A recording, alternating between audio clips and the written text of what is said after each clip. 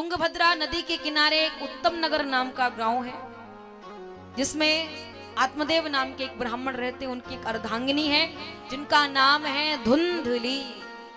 अच्छा, धुंधली का अर्थ क्या होता है? धुंधली का अर्थ क्या होता है? जिसका जीवन ही धुंधला हो उसी को धुंधली कहा जाता है। आत्मदेव जी के यहाँ सब कुछ है पर कोई संतान इत्यादि नहीं है। एक दिन पड़ोसी आते हैं, पड़ोसी कहते हैं, अरे देखते हैं तुम्हारे यहाँ तुलसी का पौधा कभी हरा भरा नहीं रहता, गाय है वो भी बांझ है, फल लाते हो वो भी खराब हो जाते हैं, तुम्हारे यहाँ कोई संतान नहीं है ना, इसलिए तुम्हारे पितृ तुमसे नाराज है। विचार करते हैं, अरे ये क्या कह रहे हैं, मेरे पितृ मुझसे नाराज है क्योंकि मेरे यहाँ संतान नहीं है, मेरे यहाँ कोई बेटा बेटी नहीं है। मन में संकल्प किया, अंजल त्याग दिया कि जब तक पुत्र नहीं मिलेगा अन्न जल ग्रहण नहीं करूंगा। वन में गए, 3 दिन तक महाराज तपस्या की है। प्यास लगती है, जल पीने के लिए कुएं के पास जाते हैं, याद आता है कि मैंने तो संकल्प किया है कि मैं अन्न जल ग्रहण नहीं करूंगा, अब क्या करूं? बोले मर जाता हूं। जैसे मरने के लिए, आत्महत्या करने के लिए कुएं में कूदने को एक महात्मा आते, रुको रुको, अरे क्या करने जा रहे हो? बोले आत्महत्या। क्यों? बोले बेटा नहीं इसलिए। महात्मा जी ने कहा क्या करोगे बेटा पाकर? बेटा नहीं है, कुछ महीने रोगे, बेटा होकर मर जाएगा, कुछ साल रोगे, और अगर पुत्र होकर कुपुत्र हो गया तो वो जीवन भर रुलाएगा, इसलिए रहने दो, छोड़ दो। बोले नहीं, मुझे पुत्र चाहिए, या तो पुत्र प्राप्ति का वरदान दो, नहीं तो आपके चरणों में सिर पटक पटक कर आत्महत्या कर लूंगा। महात्मा जी को दया आती है। महात्मा जी ने अपनी झोली से फल निकाला, कहा अपनी पत्नी को खिला देना, मां बन जाएगी। गए, आवाज लगाई, धुंधली, ओ धुंधली। धुंधली बैठी है महाराज अपने सत्संग में। कौन सा सत्संग करती है जानते हैं? कभी किसी के घर में लड़ाई करा देना, कभी किसी के घर में लड़ाई कर देना, कभी खुद जाके लड़ लेना, तो वो उसका सत्संग था। करा देना, कर लेना, अपने आप ही हो जाना, तो वो धुंधली का काम था महाराज। यहाँ आत्मदेव जी ने कहा देवी ये फल है, इसको ग्रहण करो। बोले हाँ ठीक है, आप जाओ, मैं कर लूंगी। जैसे ही महाराज आत्मदेव जी गए, धुंधली हाथ में फल लेके बैठी है। फल खाऊं नहीं खाऊं, खाऊं नहीं खाऊं। उसकी एक पड़ोसी आती, उसने बहुत समझाया, अरे खा ले, भगवान का प्रसाद है, कुछ ना कुछ तो होगा। बोले नहीं, खा लूं, अगर ऐसा हो गया तो, गांव में शेर आ गया तो, घर में आग लग गई तो, सब बच जाएंगे, मैं ही मर जाऊंगी। बोले ऐसा कुछ नहीं होगा, खा तो ले। पर महाराज कहते ना, जिसकी मति जब भ्रमित होती है तो उसे कुछ समझ में नहीं आता है। धुंधली का भी वही था। उसकी चचेरी बहन आई जो कभी नहीं चाहती थी इसके यहाँ कोई संतान हो, क्योंकि कई लोग ऐसे ही होते हैं तो सामने वाले को दुखी देख करके उनको सबसे ज्यादा प्रसन्नता होती है, वो अपने आप को सुखी महसूस करते हैं। ये कलयुग है, यहाँ किसी को कोई बढ़ते हुए, उन्नति करते हुए अच्छा नहीं लगता है। व्यक्ति कुछ बन गया तो व्यक्ति कहता है, बोले रात ही रात में चमक गया, रात ही रात में सितारा बन गया। अरे उसे ये नहीं पता कि एक रात के लिए उसने कितनी रातों मेहनत की होगी। आप उन्नति प्राप्त कर रहे हैं, लोगों को समझ में नहीं आती है। लोग चाहते हैं कि आप उन्नति करो पर उनसे ज्यादा मत करो। ये कलयुग है, यहाँ ऐसा ही होता है। और जिसके ऊपर प्रभु की कृपा है वो कितनी भी उन्नति कर ले, क्योंकि जाको राखे सांवरो मार सके ना कोई। संसार में कितने भी उसके वैरी हो पर उसका कोई कुछ भी बिगाड़ नहीं सकता है, क्योंकि वो प्रभु का भक्त है। महाराज चचेरी बहन ने कहा फल मत खाना, मेरे यहाँ संतान होगी वो मैं तुझे दूंगी, तू मुझे पैसे दे देना। बोले फल का क्या करूं? बोले गाय को खिला दे, जो होगा उससे भी हो जाएगा। दोनों ने मिलकर महाराज फल गाय को खिलाया है। चचेरी बहन के यहाँ बेटा हुआ, वो ला करके धुंधली को दिया, धुंधली ने उसे पैसे दिए। धुंधली कहती अरे मेरे यहाँ तो बेटा हुआ है, मेरे यहाँ तो बेटा हुआ है।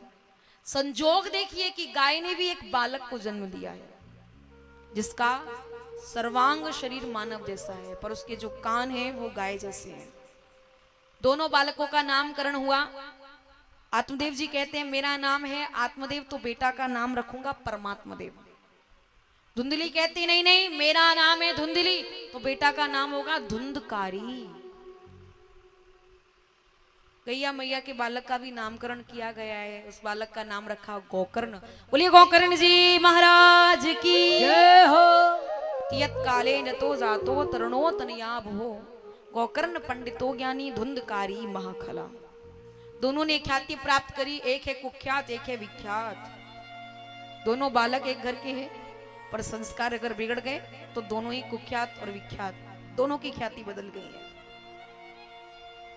धुंधकारी खेलने जाए, कभी किसी का सर फोड़ के आए, किसी का हाथ तोड़ के आए, किसी का पैर तोड़ के आए, लोग शिकायत भी करते थे। आत्मदेव जी ध्यान नहीं देते थे। धीरे धीरे बड़ा हुआ महाराज, ताश पत्ते खेलने लगा, मांस मदिरा भक्षण करने लगा। आत्मदेव जी को बहुत क्रोध आता है। आत्मदेव जी कहते हैं, अरे दुष्ट मूर्ख, तूने मेरे भगवान के मंदिर को नरक का अड्डा बना दिया। अरे तेरे से तो अच्छा मेरे घर में कुछ होता ही नहीं तो ही ठीक था। महात्मा जी ठीक ही कहते थे, पुत्र को पुत्र हो गया तो जीवन भर रुलाएगा। विचार ही कर रहे हैं। धुंधकारी कहता है, बुढ़े ज्यादा मत बोल, एक डंडा मारूंगा सर फोड़ डालूंगा। आत्मदेव जी को बहुत कष्ट होता है। गोकर्ण जी समझाते हैं, मत घबराइए, यहाँ कोई किसी का नहीं है। कश्य माता पिता कश्य, कश्य भार्या सहोदरा, अर्थ कालेन संबंध काकश्य परिवेदना। या कोई किसी का अपना नहीं है। सब सोर नर मुनि सबकी यह रीति, स्वार्थ लाग करें सब प्रीति। संसार स्वार्थ है। आत्मदेव जी जाते हैं वन में, जाकर के भागवत जी का पाठ किया है, प्रभु के धाम गए हैं। गोकर्ण जी महाराज तीर्थ यात्रा करने के लिए जाते हैं। धुंधली अंधे कुएं में गिर करके आत्महत्या कर लेती है। और महाराज यहाँ धुंधकारी घर में अकेला है, 5 वैश्याओं को ला करके रखने लगा है। चोरी करता है, जुआ खेलता है, ताश पत्ते खेलता है, मांस मदिरा भक्षण करता है। वैश्याएं कहती हैं, अगर ये पकड़ा गया तो हम भी पकड़े जाएंगे। ऐसा करते हैं, सारा धन यहाँ से लेते हैं, इसको मार करके चले जाएंगे। सोते हुए धुंधकारी के मुंह में जलती अंगार डाली और महाराज घर में ही गड्ढा खोदा है, घर में ही उसे गाड़ा है और सारा धन लेकर वैश्याएं चली जाती हैं।